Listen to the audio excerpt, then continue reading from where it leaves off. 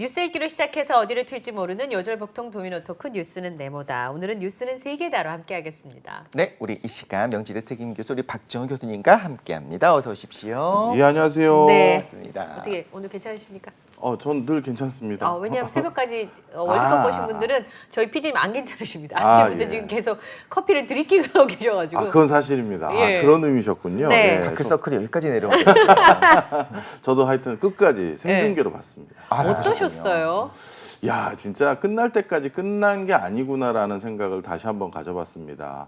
전 세계 탑 스타들의 어떤 경연장인데 초반에는 좀 재미가 없었었어요. 아르헨티나가 일방적으로 밀어붙이면서 쉽게 끝나나 했더니 분위기라는 게 한 번에 바뀌더라고요. 그러니까요. 그러다가 또 이 승부차기까지. 아마 우리나라 승부차기였으면 전 심장마비로 죽었을 것 같아요. 그리고 저는 그 골키퍼였으면 제가 골키퍼의 엄마였으면 저는 진짜 이불을 뒤집어 쓰고 딱 어디 숨고 싶었을 거예요. 그러니까요. 하여튼 네. 막판까지 너무 재밌는 경기였습니다. 네. 제가 그걸 보면서 세계 최강은 종이 한 장씩 차이구나. 아. 그러니까 산업도 그렇잖아요. 맞습니다. 그런 것처럼 최강을 이렇게 그게 순위가 이렇게 미끄러지는 거는 정말 순식간이구나라는 생각을 정말 절실하게 하게 되더라고요. 특히 요즘 분위기가 좀 네. 그렇죠. 그렇죠. 예. 미국의 그 강대함 그리고 변하지 않을 것 같은 그러니까 경고함이 어떻게 변하는지 좀 귀추가 주목되는 부분이 네. 있는데요. 그래서 오늘 교수님의 시각으로 한번 들어보고 싶습니다. 가장 핫한 뉴스인데요. 얼마 전 시진핑 국가주석이 4년일 학정을 지었고요. 그 다음에 이제 굉장히 중요한 북빈으로 방문한 나라가 중요하잖아요. 그게 첫 나라를 이제 사우디로 선택을 그러니까요. 했습니다. 그래서 상반 기간 동안에 양측이 거의 동맹에 준하는, 동맹이란 단어를 들을 줄은 몰랐어요. 그 동맹에 준하는 동반자 협정을 맺고 특히 이 부분이 중요한데 석유 위안화 결제 방안을 논의했다라고 알려지면서 중국의 수건인 페트로위안이 진척을 보이고 있다 이런 소식이 전해졌는데요. 페트로위안, 페트로달러는 좀 많이 들어봤어요. 그리고 명확히 잘 모르겠지만 어쨌든 페트로달러라는 건 중요하다라는 건 들어봤는데 페트로위안은 또 생소하거든요. 그러면 이게 저는 아예 첫 번부터 모르겠는 게 그 석유값 결제할 때 뭐 결제하는 달러 정해져 있는 거예요? 네, 원칙상 국제적으로 석유는 달러로만 살 수 있습니다. 그런 말도 안 되는 게 어디 있어요? 달러로만 해서 또 우리 돈은 돈이 아니에요? 그러니까 이게 말도 안 되는 거죠. 네. 근데 이게 역사적으로 간단히 좀 설명을 드리면 네. 일단 석유의 시대가 지난 20세기를 석유의 시대라고 우리가 얘기할 수가 있는데요. 좀 길 수는 있습니다만 이 시간에 꼭 알아두시면 좋을 것 같아요. 좀 길은 설명을 괜찮습니다. 드리면. 예. 이 석유의 시대를 처음 만든 사람은 윈스턴 처칠입니다. 예? 그래요? 예, 이제 세계 대전이 터지기 시작하면서 독일보다 영국의 해군력이 더 위에 있어야 되는데 네. 영국 해군력을 더 위에 있게 만들 수 있는 그 방법이 뭘까 생각을 해봤더니 그 당시 모든 그 운송수단의 에너지원은 석유가 아니라 석탄이었습니다. 네. 그런데 역시 군함도 석탄으로 이제 운항을 했었거든요. 네. 근데 석유는 석탄보다 에너지 효율이 훨씬 더 높아요. 그러니까 같은 그 톤 단위로 선적을 했었을 때 석유를 선적했을 경우에는 훨씬 에너지 효율이 높기 때문에 작전 반경이 더 길고 다시 입항할 필요 없이 원거리에서 항해하다가 올 수가 있는 것이거든요. 항속거리가 길어지니까. 그렇습니다. 네. 바로 그런 여러 가지 이유로 독일의 해군력을 우위로 점하기 위해서는 이제 석탄이 아닌 석유를 중심으로 한 여러 군비 체계를 강화하자라는 생각을 갖게 되고요. 그런데 안타깝게도 그때 영국은 석유가 없었던 나라거든요. 네. 지금은 북해 앞에 석유가 있지만 그럼 석유는 어디서 도달할 수 있는가 봤더니 중동 지역에 또 석유가 어마어마하게 매장돼 있다는 걸 알았습니다. 네. 그리고 그 당시에는 중동 지역은 영국의 실질적인 지배력의 안에 있거나 영향력을 지대하게 행사할 수 있었거든요. 그렇죠. 그래서 영국은 중동 지역에 그 당시에 특히 이란을 거점으로 해서 BP, 그 브리티시 페트로라고 하는 정유회사를 설립하고 그 정유회사를 통해서 중동 지역에서 석유를 마음껏 캐서 쓸 수가 있었습니다. 그 다음에 미국은 어떻게 되느냐? 지금의 사우디라든가 쿠웨이트 지역에 또 파이프라인을 꽂고 네. 그때 아라비아 반도에 있는 사람들과 같이 합작회사를 설립해서 이제 석유를 뽑을 수가 있게 된 건데요. 쉽게 얘기해서 그러니까 뭐다? 석유는 아라비아 반도 땅 밑에 있지만 그거를 캐고 그것을 판매할 수 있는 권한은 누가 가지고 있다? 미국과 영국이. 영국이 가지고 있었던 빨대를 거죠. 이 두 나라가 꽂은 거네요. 쫙쫙 꽂았죠. 어. 그래서 실질적으로 1970년대 이전까지만 하더라도 전 세계 석유 가격은 어디서 정했냐면요. 뉴욕에 있는 정유사 사무실에서 정했다. 이렇게 봐도 과언이 아닙니다. 중동 사람들이 정하는 게 아니고. 일절 정할 수가 없어요. 그런 예. 게 어딨어요. 그러다 보니 실제 석유를 판매해서 얻은 돈이 100이라고 한다면 네. 중동 국가들이 실제 그 중에서 가져가는 돈은 5에서 10도 안 되는 게 일반적이죠. 너무 심했네요, 그 차이가. 맞습니다. 그러니까요. 그러다 보니 이제 중동 국가들이 슬슬 목소리를 내기 시작했고 그쵸. 그러다가 오일 쇼크를 일으켜서 우리가 더 이상 이 석유에 대한 주권을 빼앗길 수는 없다. 우리가 돌려받겠다라고 하면서 사우디가 중심이 돼서 석유 주권을 돌려받는 강한 압박을 하게 됩니다. 처음에 영국과 미국은 석유에 대한 시추권과 개발에 대한 많은 이익을 중동 국가에 줄 생각이 없었어요. 네. 그런데 프랑스라든가 여타 국가들이 난리가 난 겁니다. 일본도 마찬가지고요. 왜냐하면 갑자기 물가 상승률이 2배, 3배씩 올라가니까 이건 도저히 감내할 수가 없는 거죠. 그때 우리나라도 미국에 반하는 성명서를 대놓고 냈었는데요. 지금 중동에 대한 정책은 미국이 잘못돼 보인다라고 한국, 뭐 일본, 프랑스, 이탈리아 전 세계에서 이제 아우성을 치기 시작한 거예요. 네. 바로 그때 혹시 외교의 왕 그러면 누군지 아십니까? 외교의 왕이요? 키신저? 맞습니다. 네. 예. 키신저가 조금 늦으셨어요? 비스마르크 생각하고 있었어요. 옛날에는 그랬죠. 예. 키신저가 결국 자기가 수습하러 중동의 왕자들을 만나러 가는데요. 네. 그때 사우디를 만나서 얘기했던 게 있습니다. 좋다. 그러면 석유 시추에 대한 모든 권한을 너희들한테 돌려주겠다. 대신 약속을 해다오. 앞으로 석유를 결제할 수 있는 화폐는 달러로만 우리가 하자. 이렇게 결정한 거예요. 왜 달러로 하자 그랬어요? 왜냐하면 석유를 얼마만큼 많이 킬지 적게 킬지를 통해서 석유의 시세를 조작 내지 조정하는 것은 미국이 권한을 내줬지만 네. 그 석유를 살 수 있는 돈이 달러로만 한다면 달러의 가치를 조정해서 얼마든지 석유 가격을 어느 정도 영향을 미칠 수가 있잖아요. 통화량을 조절을 할 수 있으니까. 그렇죠. 찍을 수 있으니까. 맞습니다. 그러다 보니까 석유는 니네 가져. 대신 결제는 달러로만 하자라고 했는데 그때 그게 합의가 됐어요. 네. 그 뒤부터 페트로달러, 석유를 살 수 있는 원유 대금 결제는 달러만 사용한다라고 보시면 되겠습니다. 네. 그런데 그거를 위안화로 하겠다는 거예요? 네, 좀 설명을 드릴게요. 전 세계에서 우리나라를 비롯해서 많은 국가가 교역을 해야 될 이유는 딱 하나밖에 없습니다. 뭐냐면 네. 국가의 펀더멘탈을 유지하기 위해 필요한 에너지와 먹을 거를 사오는 데 필요한 달러를 벌기 위해서예요. 그러니까 그 나라가 얼마나 수출을 해야 되는지에 대한 그 기준점을 잡을 때 그 나라가 필요한 전기와 먹거리를 수급하는 데 필요한 달러를 버는 수준까지가 최소한의 교역을 해야 될 미니멈이라고 보시면 됩니다. 그걸 안 하면 굶기 시작할 수 있고 에너지가 부족하기 시작하니까. 맞아요. 이제 전기도 안 밝혀지는 거죠. 네. 그러다 보니까 전 세계가 교역을 하는 이유는 그건데요. 그런데 이 교역을 해서 결국 에너지원이 석유를 사오려면 꼭 필요한 게 달러가 돼버렸잖아요. 그렇죠. 달러만 써야 되니까. 맞아요. 그러다 보니까 우리나라 사람들도 모두 우리 원화 가치뿐만 아니라 달러 가치 어떻게 되는지 쳐다보게 됐고 미국의 연준에서의 기준금리 기조가 우리의 생활 물가에 지대한 영향을 미치게 되는 가장 근원적인 이유가 바로 페트로달러가 됐기 때문이거든요. 바로 이게 싫은 거예요. 누가?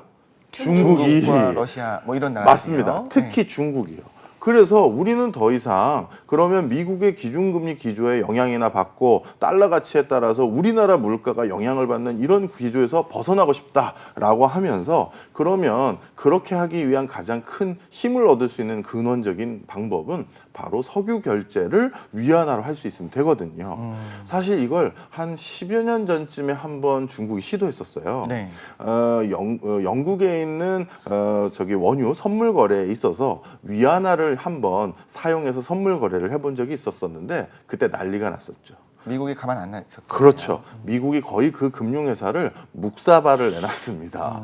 그래서 사실 그때 이제 그런 시도를 했다가 일부 뒤로 빠진 게 있고요. 또 한 가지는 이게 제대로 만약에 위안화로 석유만 결제하는 게 아니라 전 세계 사람들이 위안화로 석유 결제를 하려면 위안화 시장을 전 세계에 개방을 해야 돼요. 그렇죠. 완벽하게. 예, 네, 위안화 투명하게. 필요한 사람들이 편하게 얻어다가 석유 사거나 해야 되는데 그런데 이 위안화 시장을 딱 개방하려고 한 7, 8년 전부터 시도를 해봤는데 그러려니 뭐가 문제가 많은 거예요. 중국 시장의 다른 파이프라인들이 뚫리다 보니 중국 시장 자체를 본인들이 컨트롤하는데 또 문제가 생겨버린 것이죠. 실제 미국도 마찬가지죠. 기축 통화를 유지하려면 사실 득과 실이 있는 거잖아요. 맞습니다. 그 바로 실이 자국 시장을 똑같이 개방해야 된다는 것인데 중국 입장에선 거기에 대해서는 아직 동의하기가 어려웠나 봐요. 그래서 위안화 시장을 적극적으로 개방하려는 움직임을 시도했다가 그것도 또 중단했어요. 그러니 지금 페트로 차이나에 대한 논의는 일단 전 세계 누군가가 모두 위안화로 석유를 살 수 있게끔 하려는 그 반열까지 올라가기보다는 지금 중동과 사우디가 사우디를 비롯해서 중동 국가들과 중국이 서로 물물 교환을 해도 될 정도로 필요한 것들을 서로 가지고 있어요. 이쪽은 에너지를 가지고 있죠. 그런데 중동 국가들은 공산품 만들 줄 모르잖아요. 그렇죠. 그러면 전 세계에서 공산품 가장 싸게 만들어서 공급하는데 어디다? 중국이죠. 그럼 그 두 나라들 간에는 거래를 위안화로 해도 충분하거든요. 아니면 물물 교환을 하든가. 그렇습니다. 그래서 그런 용도로 일단 위안화를 적극적인 반열로 올리려는 것 같아요. 일단 국지적으로 시작을 하는 거잖아요. 네. 그럼 미국은 그거에 대해서는 뭐 아주 크게 반대는 안 할 수도 있는 상황인 것 같기도 하고요. 글쎄요. 지금 상황은 그렇지 않을 수 있다는 생각이 좀 드는데 저는 왜냐하면 바이든 대통령이 사우디를 몸소 갔는데 꼴대 당했잖아요. 맞습니다. 일단 미국 입장에서는 반드시 그 지위를 유지하고 싶은 게 바로 달러의 위상입니다.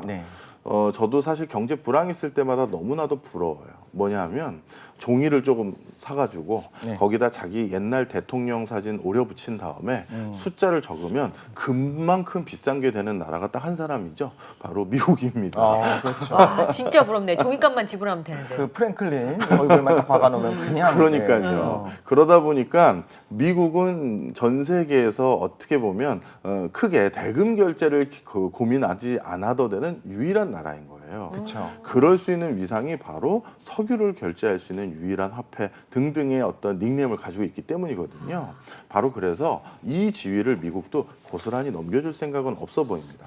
그리고 또 한 가지가 더 있는데요. 이거는 미국이 의도한 것은 아니었습니다. 뭐냐 하면 우리가 지금 러시아 우크라이나 전쟁 때도 전쟁을 미국이 하는 방법이 경제 제재라는 걸 하잖아요. 그렇죠. 막아야겠죠. 이 경제 제재라는 걸 그럼 어떻게 하지? 라고 하면 계좌 막거나 결제 막거나 이걸 해요. 그러면 미국이 전 세계 그 은행들의 결제와 계좌를 어떻게 막느냐? 이게 어떻게 된 거냐면 처음에 미국 정부가 의도한 건 아니었어요.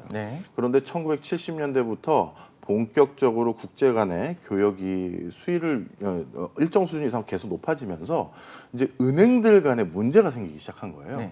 은행이 우리가 셋이 있으면 은행들마다 장부에 적는 내용이 다 다른 거예요. 그렇죠. 통합을 시키지를 못하는 거죠. 맞습니다. 그러다 보니까 또 은행이 A은행에서 저 C은행까지 송금하는 데 있어서 체계가 안 잡히니까 일일이 컨퍼런스 콜 해가지고 돈을 보내고 받거나 하다 보니 이건 도저히 안 되겠다. 그래서 전 세계 대금 결제 시스템을 획일해보자, 통일해보자. 그리고 그것에 필요한 그걸 유지 관리하기 위한 전산 이런 것들을 통일하기 위한 돈을 우리가 십시일반 모아서 전산도 통일화해서 똑같은 방식으로 기입하고 똑같은 방식으로 정리하고 그래야 편하게 오고 갈 테니까요. 그래서 그걸 하기로 결정을 했는데 이건 미국 정부가 나선 게 아니었어요. 모든 그냥 시중 전 세계 은행들이 그렇게 하자고 결정을 했는데 자 그러면 이 링크를 하기 위해서 제일 중요한 게 우리 상수도도 마찬가지잖아요. 제일 중요한 파이프라인에다가 배관을 꽂아야 물을 받고 보내고 하지 않습니까? 그런데 전 세계에서 가장 많은 지점을 가지고 있고 전 세계에서 가장 많이 활동을 하고 있는 은행이 어딘가 봤더니 전부 미국 은행인 거예요. 그러다 보니 그러면 저 미국 은행들이 장부 기입하는 방식과 시스템에 통일시키고 우리들 모든 국제 간의 은행이 저쪽에다가 일단 허브 공항처럼 저쪽을 허브로 역할을 하자. 그럼 쟤한테 보내면 걔가 다시 보내주고 걔가 다시 뭐 어떻게 해주고 하겠지. 이렇게 한 거예요. 이거는 민간에서 결정을 한 거예요. 민간에서 정한 거예요. 민간에서 그렇게 정하고 딱 봤더니 1970년대부터 많은 국가들이나 많은 기업들이 석유 살 때 바로 이 미국계 금융회사들을 활용해서 결제를 하고 돈을 보내고 하는 거죠. 그래서 미국 입장에선 어라? 이게 뭐지? 우리 미국 은행이 벌써 이런 위치에 있다고? 그러면 알았어. 앞으로 석유를 함부로 사거나 함부로 사지 못하게 만들 거를 우리가 여기서 딱 밸브 잠그면 결제를 못하니 석유를 못 사겠구나. 이렇게 해버린 거예요. 그러면 실제로는 뭐 간섭을 한다고 할 때 미국 은행에 있는 그 허브 시스템을 건드리게 되면 그 모든 것들이 다 정지시킬 수가 있다라는 거네요. 그렇죠. 그러니까 우리가 결국 지방으로 다 가려면 우리 경부를 타야 되잖아요. 네. 그러니까 경부고속도로 톨게이트만 막고 기다리고 있는 거예요. 아. 그러면 못 가는 못 거죠. 가. 바로 그런 것들처럼 이 그 석유 페트로 달러와 이 금융 결제 시스템 이 두 가지를 장악하고 있다 보니까 그 누구도 미국의 심기에 함부로 반하는 일을 적극적으로 못 하는 거예요. 바로 중국이 이게 기분이 나쁜 거죠. 그치. 근데 중국하고 사우디아라비아가 좀 친해진다고 하니까 원나라 생각이 났어요. 그 사우디 그 상인들이 비단길 타고 중국까지 와서 교역을 하고 뭐 그랬던 길들인 거잖아요. 그러네요. 그래서 그 1대1로라고 하는 게 그 길 뚫는 중이잖아요, 지금. 예. 그런데 중국이 어쨌든 물건을 만들려면 석유가 필요하고 그러면 사우디아라비아의 최대 고객이긴 하지만 정치적으로 사우디아라비아는 미국과 가까운 측면이 있잖아요. 또 중동의 패권을 쥐는데도 미국이 많은 역할을 해줬고 그쵸. 과연 이 노선을 갈아탈 수 있을까? 그쵸. 네. 이 라인이라고 하는 게 쉽게 갈아타기가 어렵죠. 쉽진 않은데 그 방향성이라는 게 네. 그 결과적으로는 그쪽으로 갈 것인지에 대해서 사실은 전문가의 견해도 궁금한 거죠. 네. 네, 그렇게 보지 않습니다. 그러니까 이 중동의 많은 국가들이 선택한 선택지는 제3의 길인 것 같아요. 제3의 길이요? 예, 우리는 그때 우리가 필요에 따라서 여기에도 손을 잡고 저기도 손을 잡겠다라고 결정을 한 것 같습니다. 어디 한 군데에 귀독되지 않고. 맞아요. 그럼 이제 원화로도 결제가 될 수도 있겠네요. 실제 이것도 뭐 미리 질문을 주셨으니까 말씀을 드리면 우리 원화도 사실 결제를 하고 있었어요. 그래요? 어떻게 된 거냐? 미국 몰래? 미국이 이것도 암묵적인 허락은 있었다고 보여지는데요. 네. 미국이 지금 중동 국가 중에서 경제 제재를 하고 있었던 나라가 하나 있었죠. 바로 이란. 입니다 네, 이란. 그런데 우리 한국인이 누굽니까? 또 상인의 나라 아니겠습니까? 배달의 민족이죠. 그렇죠. 그리고 우리는 또 석유가 필요하거든요. 그렇죠. 그런데 이란이 경제 제재로 인해서 달러를 중심으로 석유를 어디도 못 팔고 있는 그런 고립무원의 상황이었어요. 그렇죠. 그러니 그쪽 이란의 석유가 상대적으로 싸겠죠. 싸죠. 그럼 저걸 우리가 사오면 좋을 것 같은데 그런데 결제를 하고 돈을 받고 주거니 받고 해야 되는데 달러를 보낼 방법이 없단 말이에요. 제재정이니까. 그래서 어떻게 하기로 했느냐?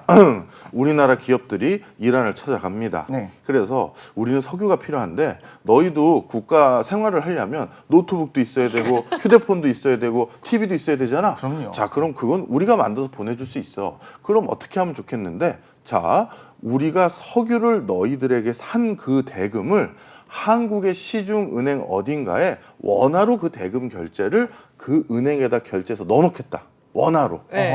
그런 다음에 너희가 그걸로 니네가 사. 그 휴대폰이 필요하거나 노트북이 필요해서 그걸 원화로 우리가 사. 보내주면 여기 있는 그 계좌에서 원화를 우리가 가져갈게. 이렇게 결제를 하기로 우리와 이란이 그렇게 결정을 한 거예요. 엄밀하게 말하자면 이제 달러로 산 거는 아니고 네. 약간의 어음처럼 네, 맞습니다. 넣어놓고 예. 그렇죠. 차용증처럼 예. 그만큼 너가 쓸 수 있게 해줬다라는 예. 거군요. 그리고 국제법상 달러와 관련된 결제를 전부 그만다라고 써 있지 우리 원화에 대해서는 규정이 없었거든요. 아하. 그래서 우린 또 얄팍한 생각을 한 거죠. 네. 자, 그럼에도 불구하고 또 된통 된서리를 맞을 수 있으니 네. 암묵적으로 한번 물어봤다라는 얘기가 있어요. 우리나라 그래서. 통상 관련한 네. 본부 쪽에서. 그거 결제 금액 그 원화로 남아 있다가 우리은행에서 그 난리 난 거 아니었던? 맞습니다. 네. 아, 정확히 기억하시네요. 그 횡령 사건이 그게 10년 동안 묵혀져 있어가지고 갔는지 안 갔는지 아무도 확인하지 못하는 사이에 횡령 사실이 발견된 거 아니었습니까? 예, 바로 요런 빈틈을 또 노리는 분들이 계셔가지고 이런 안 좋은 사건이 있었는데, 네. 자, 그만큼 달러를 어떻게든 원활하게 사고자 하는 각국의 노력은 다 있는 거예요. 예. 그러면 이제 문제는 중국하고 사우디는 제가 원나라 말씀을 드렸던 게 과연 교류가 있었는가? 네. 이해관계가 맞아야 되는 거잖아요. 그렇죠. 네. 네. 맞습니다. 아까 이제 우리 원화 얘기를 잠깐 해주셔서 말이 옆으로 옆으로 샜었는데, 샜어요. 죄송합니다. 네. 이게 너무 좋은 재밌는 맞아요. 얘기를 네. 해주셔서 근데 사우디 석유의 제 1등 고객은 당연히 중국입니다. 많이 쓰니까. 예, 우리가 많은 분들이 오해하시는 경우가 있는데요. 전 세계 패권 국가 두 군데를 꼽아라. 그러면 두 분은 어디 꼽으세요? 중국과 미국. 중국과 아니에요? 미국이겠죠. 저는 그렇게 보지 않습니다. 그러면 네. 제가 네. 중국과 한국? 아, 너무 국뽕이세요. 오늘의 월드컵 끝났다고. 아, 그럼 프랑스와 아래? 아니에요. 자, 우리가 어느 나라를 패권 국가라고 얘기하려면 두 가지가 자급자족이 돼야 됩니다. 아, 세 가지라고까지 하기도 해요. 네. 첫 번째는 식량, 네. 그다음 두 번째는 에너지. 에너지, 마지막은 국방이죠. 이 세 가지를 자급자족할 수 있는 나라는 지금 지구상 두 나라밖에 없어요. 러시아. 일단 미국과 러시아죠. 중국은 전 세계 제1등의 자원 의존 국가입니다. 갖다 써야 되는군요. 네, 전 세계 철광석 매년 생산한 거의 절반은 중국이 갖다 쓰고요. 호주랑 사이가 그렇게 나빠지다가도 못 간 이유가 그렇죠. 자원 때문이죠. 맞습니다. 네. 그 다음에 석유도 절대적인 양을 의존하고 있어요. 네. 그러다 보니까 중국 입장에선 사우디와 돈독한 관계를 유지할 수밖에 없습니다. 그래서 지난 7월 달에는 사우디에서 시진핑이 방문했었을 때, 중국 사절단이 왔었을 때 그렇게 뭐 이렇게 환대를 안 해줬었어요. 그 전도 그랬고요. 근데 이번에는 어마어마한 환대를 해주면서 거의 동맹에 준하는 일을 하겠다라고 한 건데 네. 그 이유는 미국이 너무 탈석유 기조가 계속 빠르게 전개되는 것을 강하게 몰아붙일 뿐만 아니라 네. 그럼 탈석유 기조가 계속되는 과정에서 중동의 많은 국가들이 먹고 살 걸 준비하려면 석유를 비싼 값에 팔아야 되는데 그렇죠. 자꾸 석유 가격 인하하라고 이런 압박만 하니 좋아. 그러면 우린 미국이 제일 싫어하는 누군가와 손을 잡겠어라고 하면서 강하게 중국과 친한 척을 하는 거예요. 그러면 진짜로 그렇게 할 것까지는 아닐 수 있다. 이건 하나의 제스처다라는 걸 수도 있는 거죠. 지금 중동의 여타 국가들이 하고 있는 모습을 보면 어느 정도 예견이 되는데요. 카타르 같은 경우는 미국과 친했다가 중국과도 친하고 그리고 인도와도 친하고 러시아하고도 친합니다. 네. 그러니까 본인들의 이익이 되면 누구하고도 손을 잡을 수 있다라고 판단하는 거예요. 네. 그다음에 두바이도 마찬가지의 전략을 추구하고 있고요. 그리고 인도 같은 경우는 미국과는 경제 협력을 많은 것들을 도모하는데 우리는 러시아 석유가 싸서 다 살 거야 해서 러시아 석유 의존도를 10배 가까이 늘렸어요. 싸니까. 싸니까 지금 전 세계적으로 중앙아시아 지역에 있는 외교의 기조가 이런 실리주의형으로 바뀝니다.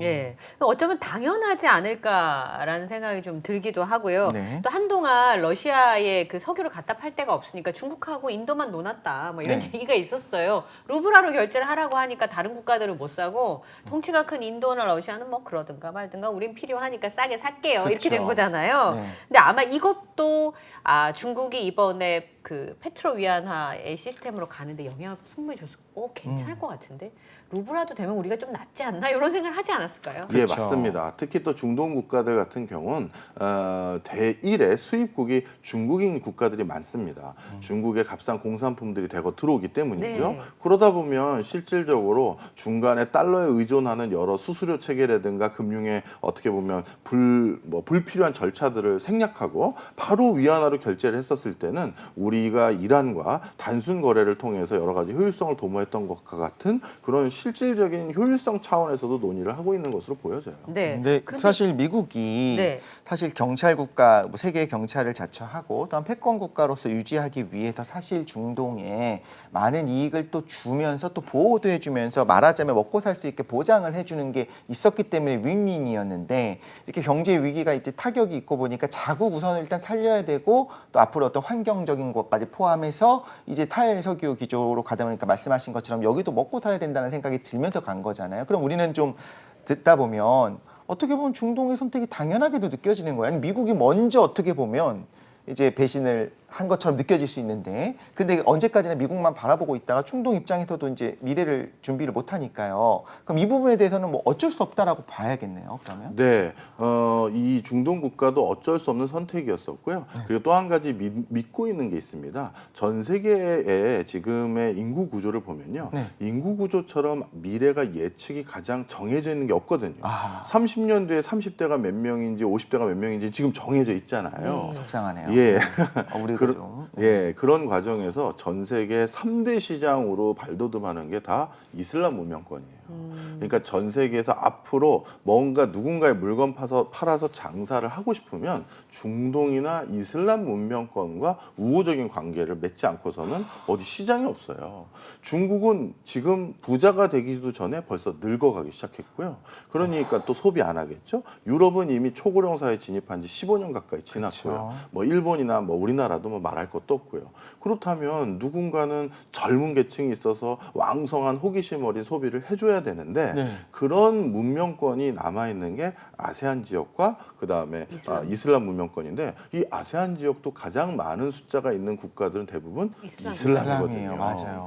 그러다 보니 이제 미국도 그다음에 미국도 컨텐츠나 물건이나 자동차나 아니면 뭐 중국도 한국도 포함입니다. 뭐든 장사를 하려면 우리 문명권에 주목해야 된다라는 걸 스스로 알고 있어요. 그러니까 예전과 달리 있고. 예, 네. 자신감 높은 행보들을 계속할 겁니다. 예. 예. 근데 이번에 보신 것처럼 페트로달러 시스템이 만약에 지금처럼 가서 붕괴가 된다면 어떤 일들이 벌어질 수 있을까요? 네. 네, 일단 전 세계적으로 좀 뭐랄까요, 그 지역화, 블록화가 많이 일어날 것으로 전망합니다. 블록화. 이제 글로벌화라는 것은 어느 정도 조금씩 와해되고 있는 것 같아요. 네. 그런 과정에서 EU는 EU 내부를 우선하고 네. 미국은 미국을 비롯해서 멕시코, 캐나다 등 또 호주, 뉴질랜드 등 자신의 최우방 국가들을 중심으로 한 생태계를 구성하려고 하고요. 네. 이 생태계에 한국과 일본도 대만도 들어와라라고 적극적으로 어부코를 하고 있는 상태죠. 이렇게 그쪽 지역을 중심으로 하는 여러 가지 대금 결제 시스템, 그쪽 지역을 중심으로 한 금융 시스템 이런 것들이 따로따로 조금씩 더 생길 가능성이 많고요. 그러면 뭐 달러의 가치는 이제 폭락하느냐 이건 아니고 화폐가 다원화된다라고 저는 보고 있습니다. 이제 EU가 통합되고 나서 유로화가 달러 못지않게 강세였던 적도 있었잖아요. 네. 그러면 이제 이런 지역마다 그 지역을 대표하는 어떤 통화들이 조금씩 더 대두되기 시작하겠죠. 결국에는 이게 경제가 호황일 땐 모르겠지만 어쨌든 중요한 건 에너지랑 식량만큼은 무조건 있어야 되니까 그럼요. 그 부분에 대해서 원활한 결제를 위해서 다른 종류의 어떤 다원화된 이런 화폐들이 통용이 될 거라는 거잖아요. 네. 근데 그럼 우리 입장에서는 솔직히 이제 하나의 거대한 글로벌 일대보다 좀 불리함이 있죠. 왜냐하면 중국도 자기 쪽으로 편입을 시키고 싶어 할 거고 당연히 미국도 그렇게 할 텐데 우리는 어떡하죠? 네, 중국이 우리나라를 지금 필요로 하는 이유는 딱 하나예요. 뭘까요? 반도체입니다. 아, 네. 지난 십수년 동안 대중국 무역의 세부 내용들을 보면요. 네. 이제 중국인들이 예전처럼 우리 컨텐츠 안 보고요. 우리 화장품 덜 써요. 네. 그리고 우리 옷이나 이런 것들에 대한 관심도도 많이 떨어졌습니다. 떨어졌죠. 그럼 유일하게 아직까지 절대적으로 의존해야 되는 게 뭐냐면 바로 반도체예요. 지금 전 세계에서 반도체를 만들고 이건 석유만큼 중요한 건데 네. 이 반도체를 제대로 만들 수 있는 나라는 두 군데만 남았거든요. 대만하고 한국입니다. 그런데 중국과 대만의 관계라는 건 뭐 우리랑 비교할 수 없을 정도로 안 좋잖아요. 그런 과정에서 중국에서 전 세계 반도체를 40% 가까이 혼자 소비하고 있는 나라가 중국인데 네. 그럼 이걸 어디서 조달받느냐? 한국밖에 없어요. 그래서 이번에 미국이 미국을 중심으로 한 반도체 밸류체인을 새로 구성하는데 우리가 적극적인 행보를 보였을 때 많은 사람들이 그러면 이제 중국이 우리 경제 제재하는 거 아니야? 옛날에 한류 막았던 것처럼 그런 거 하는 거 아니야? 이렇게 생각을 하셨던 분들이 많은데 실제 아무 재수출을 못 취했거든요. 왜? 필요하니까. 예, 한국마저 자기네들이 제재를 했을 경우 그러면 반도체를 어디서 얻을 수가 없어요. 자체 생산으로 따라오긴 아직까지는 멀었나요? 그렇습니다. 이번에 이 반도체의 중요함을 또 알게 됐던 게 러시아 우크라이나 전쟁인데 네. 우크라이나 버려진 그 러시아 탱크들 그 안에도 반도체가 있어야 되는데 그렇죠. 그런데 걔네들은 반도체를 어디서 나서 이 탱크를 만들었을까 네. 궁금해서 이 버려진 그 탱크에 들어가 봤더니 네. 그 TV나 냉장고에 있던 반도체를 띄어다가 탱크에다가 재활용한 거예요. 재활용한 거예요. 그럼 거기 정도로. 혹시 메이드 인 코리아도 있었나요? 그런 것도 섞여 있겠죠. 자, 그만큼 반도체라는 건 산업의 쌀이에요. 석유만큼 중요해진 겁니다. 자, 그러다 보니 중국도 함부로 못 하는 거예요. 그런 다음에 미국은 그러면 지금 반도체를 어디서 수급받고 네. 있느냐? 대만 아니면 또 한국이죠. 한국이거든요. 네. 그러다 보니까 이런 과정에서 우리도 사우디처럼 너무 사우디의 옛날처럼 아니면 우리의 옛날 모습처럼 너무 이렇게 수국이고 들어갈 필요는 없다. 우리는 산업의 쌀이라고 불리우는 석유가 아닌 반도체를 가지고 있는 나라이기 때문에 우리도 조금 더 자신감 있는 행보를 해도 된다. 이렇게 생각합니다. 예. 근데 사실 그 통화라고 하는 것의 힘은 그 나라의 경제력과 관련이 있는데 네. 위안화의 경우에는 불안하지 않나라는 생각이 좀 들 것 같아요. 맞아요. 왜냐하면 내부 시스템이 투명하게 공개가 된 게 아니기 때문에 뭔 일이 일어나는 건지 그쵸. 성장률이 몇 %라고 하는데 확인할 수도 없고 네. 그런 시스템이기 때문에 달러의 위상이 우리가 예상하는 것처럼 빨리 그 뭐 사그러들진 않을 거다 네. 이렇게 예상하시는 분들도 있는데 달러의 기축 통화 시대가 끝날 가능성도 있을까요? 끝나기는 쉽지 않습니다. 그게 여러 가지가 있는 이유가 네. 있는 게요. 일단 우리가 결제라는 것은 또 관습화되는 게 일반적이에요. 그렇죠. 요즘 네. 어떤 일들이 생기기 시작했냐면 전 세계적으로 경제가 어려워지면 미국이 달러를 더 많이 발행하잖아요. 네. 네. 대표적으로 글로벌 금융위기 전과 후를 비교하면 미국이 글로벌 금융위기를 극복하기 위해서 유동성을 공급하려고 자신들이 달러를 더 많이 인쇄한 게 그 전에 비해서 10배를 더 인쇄했어요. 그럼 달러 그러니까 가치가 이렇게 되지. 얼마나 희석돼야 네. 되겠습니까? 네. 맞죠. 그런데 희석이 안 됐어요. 네. 그 이유가 왜 그러냐? 많은 후진국 개도국들이 경제가 이렇게 파탄이 나면 자국 화폐를 아무도 안 믿고 이건 휴지처럼 돼버리고 다 뭐만 찾는다? 달러만 달러를 찾는 거예요. 오. 더 찍었음에도 불구하고 가치가 유지되는 이유가 여기에 있는 거예요. 그 정도로 너무나 원한다는 거죠. 너무나 모두가. 원하는 거고 그냥 달러. 뭔가 안전한 화폐 그럼 달러가 대명사가 됐어요. 네. 20세기 마지막 그 독립국가로 유엔에 승인받았던 곳이 동티모르입니다. 네. 이 동티모르는 인구가 워낙 적기 때문에 자체 화폐를 인쇄하기에는 너무 비용이 편익보다 더 많이 드는 거예요. 그래서 동티모르가 선택한 법정 화폐가 뭐다? 달러예요. 그러다 보니까 이렇게 간습화된 화폐가 또 달러이다 보니 단순히 달러의 뭐 위상이 뭐 위안화의 뭐 득세라든가 화폐를 많이 발행해서 약해진다 그렇게만 볼 수는 없습니다. 그런데 미국이 이렇게 달러의 위상을 유지하기 위해 모든 노력들을 또 하고 있고 그렇죠. 지금까지 이게 가능했잖아요. 네. 근데 그거의 일환 중에 하나로 우리가 알고 있는 그 사담 후세인의 어떤 죽음 사망이, 이런 예. 것까지도 사실은 달러와 관련이 있다는 얘기가 있던데요. 사실 달러의 가치를 유지하기 위한 많은 그런 뭐 음모론 같은 얘기들이 사실 공공연하게 나오고 있습니다. 네. 그리고 그런 것들을 계속 유지하기 위한 지금도 처절한 노력을 하는데요. 네. 대표적으로 위안화가 그 다음 많이 발돋움을 하려고 하는 대륙이 아프리카인데 그래서 미국이 요즘 아프리카에 공을 또 엄청 많이 들이고 있습니다. 불러서 막 같이 밥도 먹고 맞습니다. 네. 그리고 그런 것 차원에서는 중동이 요즘 뭐 위안화의 의존도가 좀 높아지면 대신 아프리카라도 다시 달러 기조를 높이게 하겠다라고 하면서 어떻게든 달러가 지배하는 세상을 유지하려고 애를 쓰고 있죠. 그러면 이번에 중국하고 사우디아라비아가 친해지는 걸 네. 미국이 눈뜨고 보겠느냐? 그렇죠. 사우디아라비아에 뭔가를 하겠느냐? 그렇지 않으면 사우디아라비아를 더 땡길 것이냐? 네. 그러니까 뭐 친한 척을 할 거냐, 제재를 할 할 거냐? 뭐 이런 네. 여러 가지 옵션이 있지 않겠어요? 네. 네, 실질적으로 사우디를 제재하기에는 사우디가 가지고 있는 석유의 패권이라는 건 너무 무시무시합니다. 그리고 전 세계에서 지금 단일 국가 중에서 가장 투자 여력이 왕성한 곳들 중에 또 우리 오펙 국가들이 다 남아 있는 그렇잖아요. 상황이고요. 그렇죠. 그러다 보니까 미국이 제재를 하긴 그렇고요.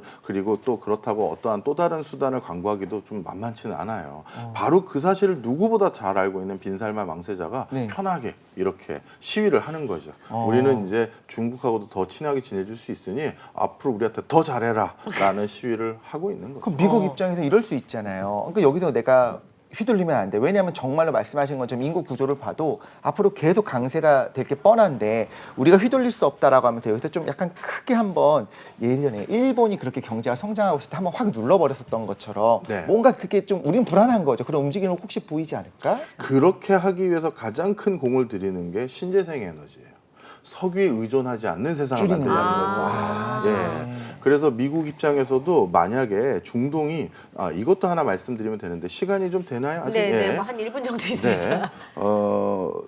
미국과 영국이 자체적으로 석유를 캐기 시작한 게 언제냐? 오일 쇼크 때예요. 네. 아, 중동의 힘이 너무 막강하니 다른 데 찾아보자 해서 그때 미국은 알래스카에 석유가 있는 걸 발견하게 됐고요. 네. 영국도 북해에 이렇게 석유가 있었다는 걸 그때 발견한 거예요. 그렇죠. 프랑스는 전체 에너지 생산의 90% 이상을 원자력에 의존하게 됐던 것도 그때고요. 그러면 중동이 이렇게 자신들의 목소리를 너무 내다보면 어떻게 보면 탈석유를 너무나도 빨리 앞당기게 되는 경우도 불안하니까. 있다. 그렇죠. 이렇게 보시면 됩니다.